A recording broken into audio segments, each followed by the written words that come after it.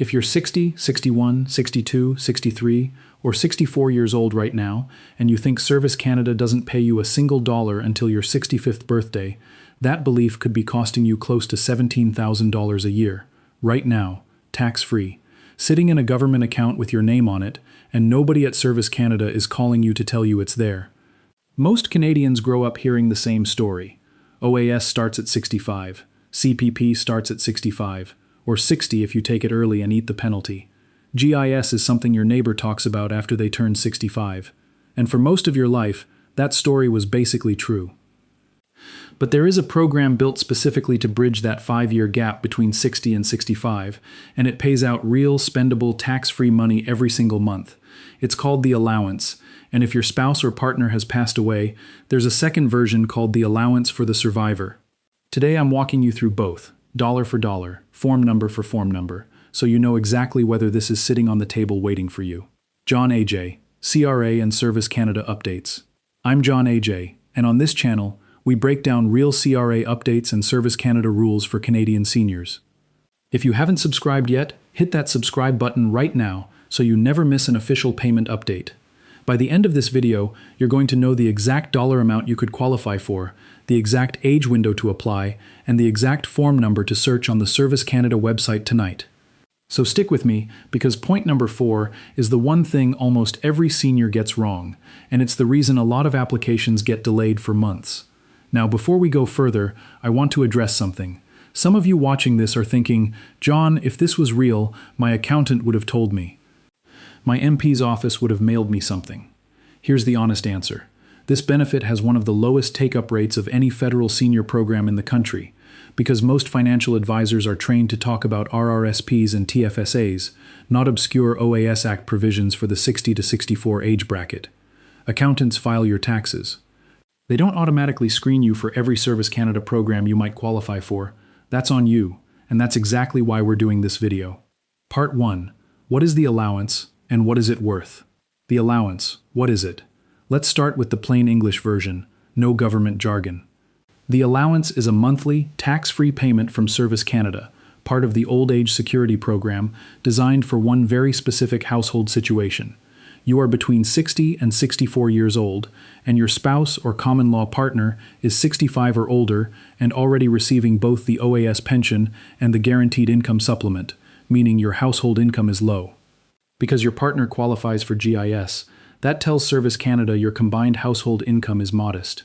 The allowance exists so that the younger spouse in that household, the one who is not yet 65, doesn't have to wait 5 more years with zero federal support while the bills keep coming in. Think about a retired couple in British Columbia.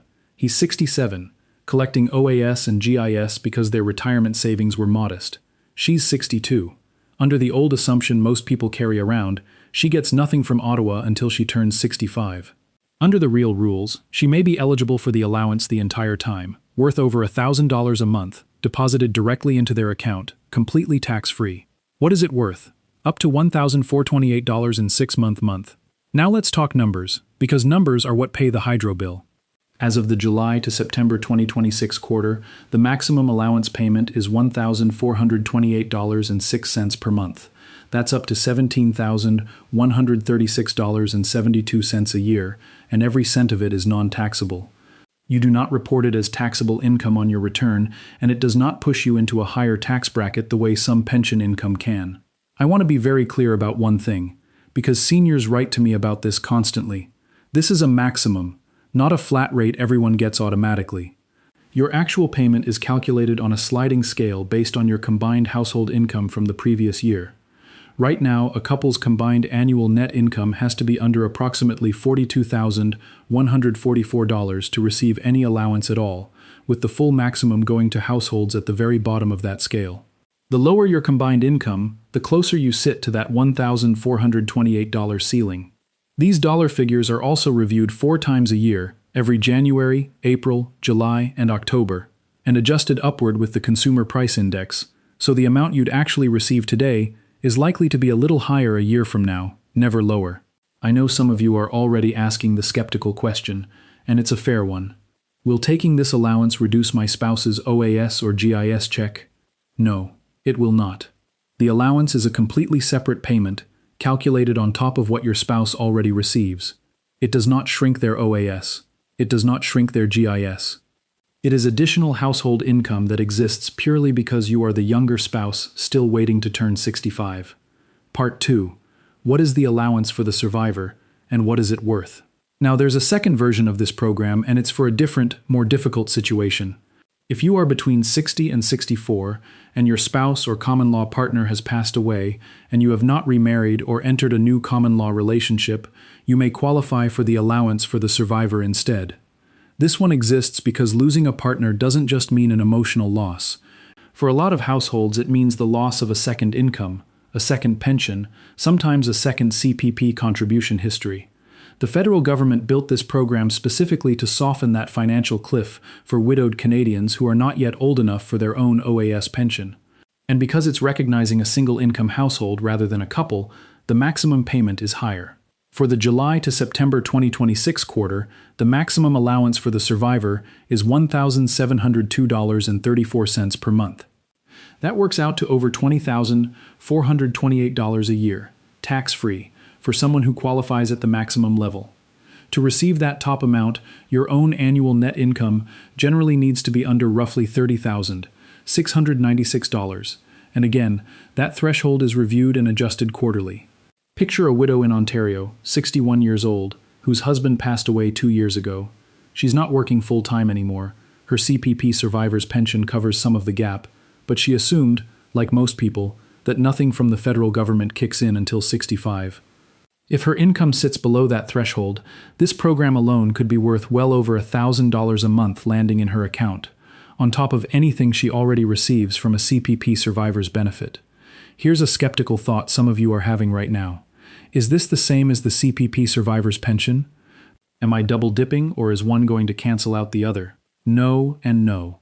These are two completely separate programs, run by two different arms of the calculation. The CPP survivor's pension is based on what your late spouse contributed to CPP over their working life. The allowance for the survivor is based on your own income and your age.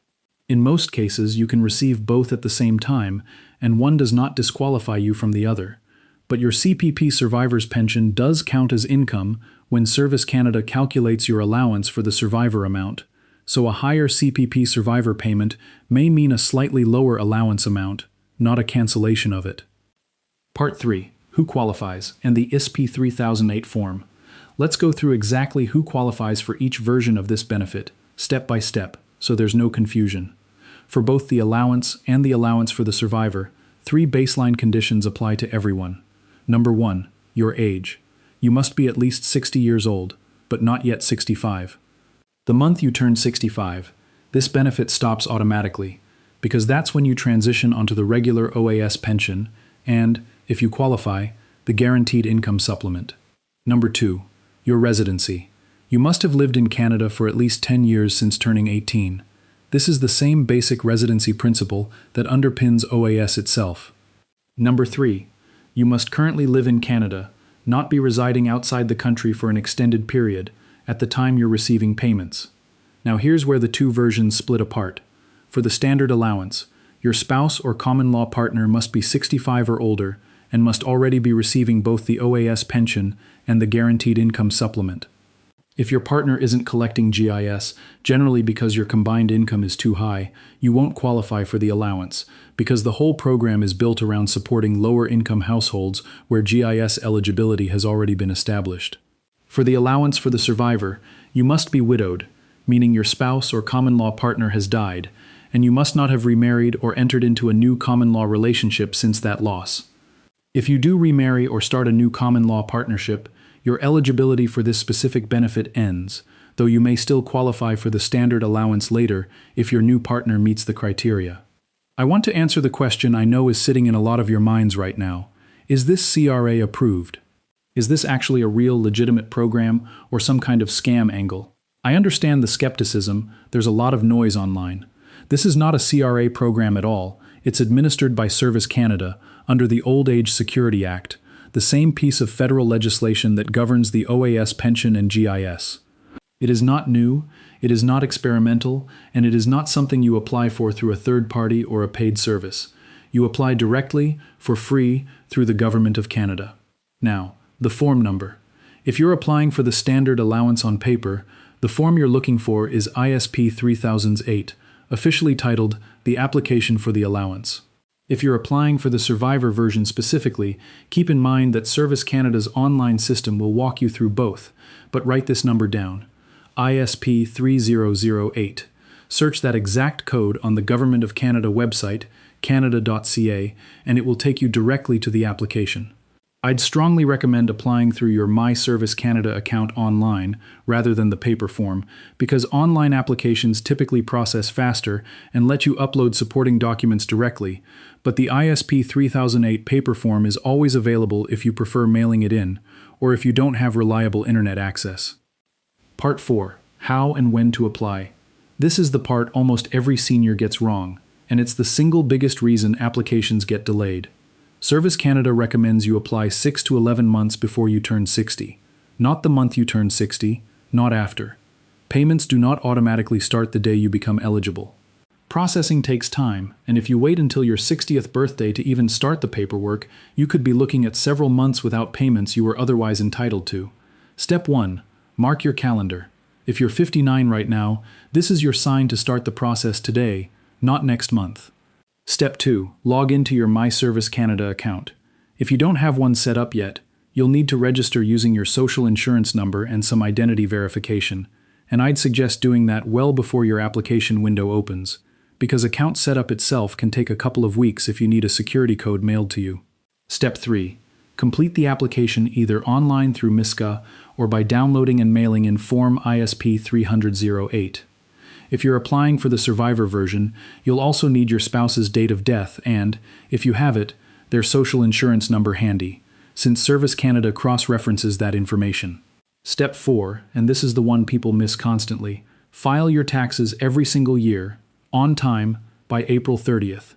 Both the allowance and the allowance for the survivor are income tested and recalculated annually using your previous year's tax return. If you file late, or don't file at all, your payments can be interrupted or stopped entirely, even if your income still qualifies you. Service Canada literally cannot recalculate what it doesn't know. I've heard from seniors who lost months of payments simply because their tax return was late, not because their income was too high. One more skeptical thought I want to knock down before we wrap up. If I apply and get approved, and then my income situation changes, do I have to pay it back? If your income rises above the threshold, your payment amount will adjust downward or stop going forward. Based on your next tax filing, it isn't typically clawed back retroactively the way certain other benefits can be, provided you reported your situation honestly and on time. The system is designed to recalibrate annually, not punish you for an income change 6 months later. What to do right now? So here's the bottom line. If you are 60 to 64 years old, and either your spouse is 65 or older and already receiving OAS and GIS, or you are widowed and have not remarried, there is a real possibility that Service Canada owes you up to $1,428.06 a month through the allowance, or up to $1,702.34 a month through the allowance for the survivor, completely tax-free, right now, years before your own OAS pension would normally begin. The action step is simple. Tonight, log into or set up your My Service Canada account, or search Form ISP-3008 directly on canada.ca. Check the eligibility calculator, and whatever you do, make sure your taxes are filed on time every single year, because that's what keeps this money flowing without interruption. If this video helped clear something up for you, do me a favor and share it with another Canadian senior in your life, a neighbor, a sibling, someone at your church or community center who might be sitting on this exact situation without knowing it. Drop a comment below and let me know what province you're writing in from. I read every single one. And if you haven't already, subscribe to the channel, because we cover real CRA and Service Canada updates like this every single week, and the rules do change. I'm John AJ. I'll see you in the next one.